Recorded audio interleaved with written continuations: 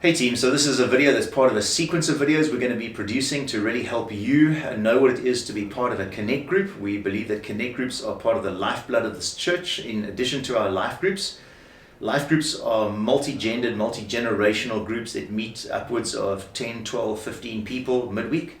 Connect groups are small, 3 or at the most 4 people, unigendered, either just men or women. We believe it creates an absolutely profoundly rich environment for discipling people up and a place of deep vulnerability.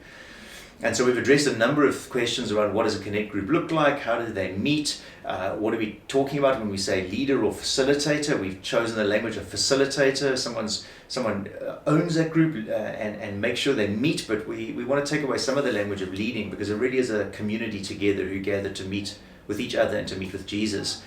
Particularly today we want to address the issue of multiplication, and I guess the reality, Grant, is that if you look just biologically in the world, any healthy group of animals, they tend to multiply out. Any healthy organism reproduces itself. You have your lemon tree and it produces more and more lemons, and other plants produce seeds and then grow seedlings. I guess it's got to be a symptom of health within the church if churches are not multiplying or expanding or growing. And I think that's true for Connect groups. Talk a little bit through that. Yeah, I think if you're finding value in your Connect group, you're going to want a friend who you know is not engaged in community. You're going to want to bring him or her in to experience the blessing that it is for you. So it makes sense to me that you're going to start inviting, friends and colleagues and even family to come and join you. And so the group's going to grow. If it's a healthy group, it should grow. I think also the thing with Connect groups for us that's really helpful, sometimes it can be difficult to invite a friend to church. Church is a loaded thing. The friend may have been hurt by the church. Connect groups are much easier spaces. Hey, we're a bunch of guys that meet to talk about what God's doing in our lives in a coffee shop. It's a very easy environment. Or we go riding together and have a cup of coffee after that. It's a very easy environment to invite people to. And our hope is that they do multiply. And in fact, I guess there would be a huge concern, certainly in my mind, if we were not having groups multiply themselves out.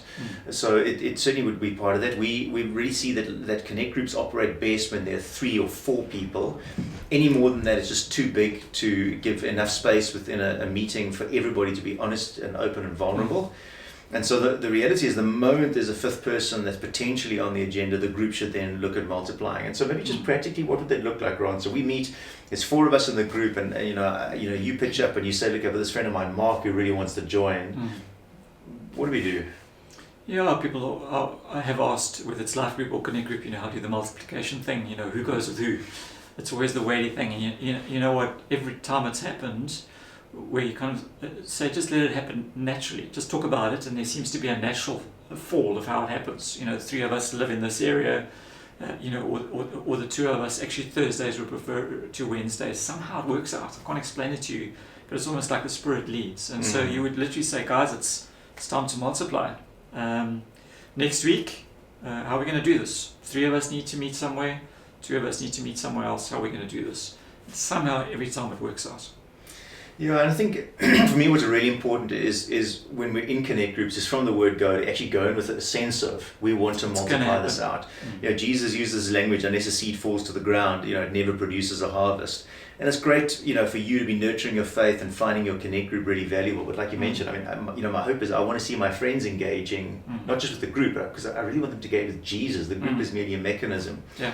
And so my hope is that if we go in with an attitude of we're really aiming to multiply this thing out, like we don't get to meet for more than a year without having thought and prayed and deliberately, intentionally sort of been asking ourselves the question, who could we add to this group? Obviously when a 5th person wants to come in, I think really part of that would be to find the 6th person and then to say you've got 3 on both sides. One of the cool ways to do that is to say maybe you do meet as 5, but you put a very short time frame on it. We're going to meet for 2 or 3 weeks.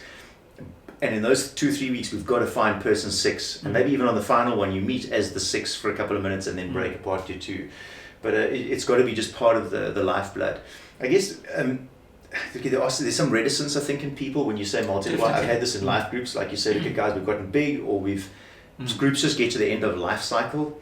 and you suggest multiplication, and I've had people in tears in my groups. Oh, definitely. Yeah. What are some of the pitfalls though? People have obviously been hurt, and I think we want to do it well. So maybe just one or two questions around that. So pitfalls are that the chemistry in the new group might not work. It happens. I can't avoid the fact that some groups don't work. Whether it's a life group or connect group, sometimes the new group that's spawned just doesn't jump. So that is a pitfall. It's just a practical reality. It doesn't happen often. It does happen. Pitfall is a lack of, we don't want to use the word leader, but someone to just facilitate the group, point person for the group. So you have to make sure that there is very clear, this is the facilitator, this is the point person for each of the two groups. Lack of accountability with us. So if a new group starting in the wilderness, I think it would be important that we know about them. So we would need to know, okay, these two groups are now formed and this is the point person for each. So there would be a danger, a group just going out on its own. I think those would be the sort of three things that come to mind. So maybe just a comment on the first one you mentioned in terms of some groups, just the dynamic doesn't work. One of the Connect groups is working really well at the moment. It's got quite an odd connection of people in it. Not a collection of people we would have necessarily put together at first blush, but have done really well. And I think there's two things around that for me. The one would be that the kingdom of God is never unidimensional. And I think we've got to, we need difficult people. They irritate us, but they grow us as well. And so we've got to help groups say, we're going to fight this out as long as we possibly can and as graciously as we possibly can, make this thing work, if at all possible, because I think unity within the body is really important. But I do also think, to add to that, what you were saying now is, we don't just want groups to spawn. We want to know about them, and we want to journey with new groups, because it's, I guess it's like any small animal comes out of its mother in those first few hours is incredibly vulnerable to predators. And the evil one wants nothing better than to see groups, disintegrate, people be at odds with each other. And so we would want to journey with you and help you in that very early phase of just finding your feet.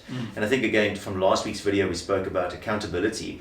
I think that's our accountability, is to make sure that when groups do multiply out, that they're healthy, that there is a second facilitator to take over. And if there are teething problems, we want people to be mature and figure things out for themselves. But if there are problems, we want to step in and help you. So multiplication is just absolutely crucial. We want to see every person, every man, woman and child in this valley come to know Jesus and come to proclaim Christ as Lord. That's the heart of the gospel. It comes to all people. Come to me, all who are weak and heavy laden, Jesus says. It's a difficult season, and there are many people out there carrying big loads, and we believe that connect groups are part of the way that they might learn to lighten their loads by having others help them carry it, but also bringing them to Christ, who is the ultimate load bearer, who carries all of the weight of our sin and our brokenness. And we want people to connect. And so multiplication is crucial. So God bless you guys. We'll see you on the next videos. We're going to keep producing these just to help you be better at connecting to others and to Jesus. God bless you all.